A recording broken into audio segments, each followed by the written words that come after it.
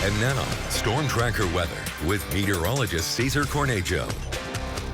Good evening, Southeast Idaho and Western Wyoming. Tonight's a lot calmer than what we were experiencing yesterday, and temperatures still so far are on the mild side for tonight. We're seeing 64 degrees in Idaho Falls. We're seeing 65 in Pocatello. We're seeing 60 so far in Jackson, and we'll continue to cool down throughout the evening for Western Wyoming and in the Snake River Plain. And the Central Mountains are actually staying a bit on the warmer side right now. Still reading 70 degrees in Chalice. We're still reading 68 in Salmon. Stanley, as always, a little chillier, but it's to be expected. We have clear skies so far. No rain on satellite and radar. We did have a bit of cloud cover move over, but it's clearing out, and there is some still remaining around the Central Mountains and towards the Magic Valley, closer towards Boise, but that's going to really dissipate and not bring any issues for us. Tonight, we're expecting to see our lows still remain on the mild side. Not as warm as we experienced last night, but they will be in the 50s in the Snake River Plain. We'll see some 40s in the Western Wyoming area. And also for us in the Central Mountains, we'll see a mixed bag. So it'll be 48 in Leadore, 50 in Chalice, and then 40 in Stanley. So luckily not too cold.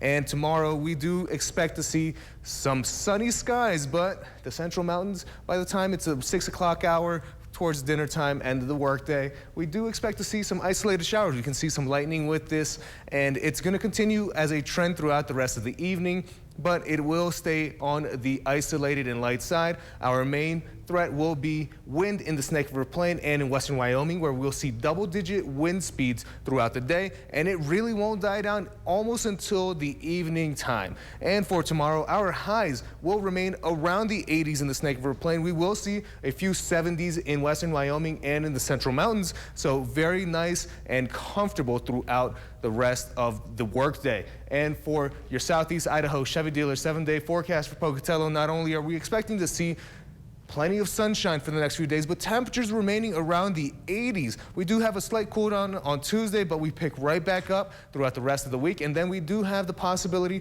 of seeing another storm system move in by Friday going into the weekend. And for Idaho Falls, 7-day forecast, a very similar 7-day forecast, carbon copy almost, where we see temperatures around the 80s. And then we do have that storm system making its way in.